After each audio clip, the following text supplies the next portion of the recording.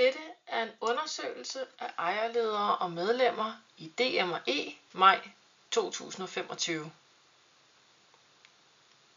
Hvor mange år har du arbejdet i branchen?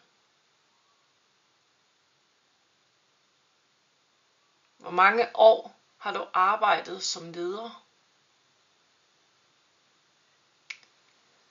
På hvilket trin har du afsluttet din uddannelse?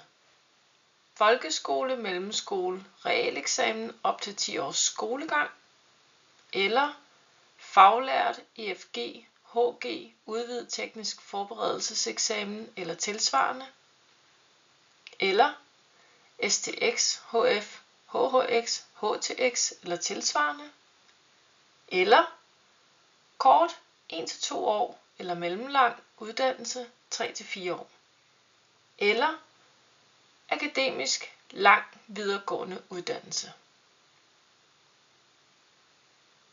Hvor mange ansatte har du? Hvad måned og år er du født?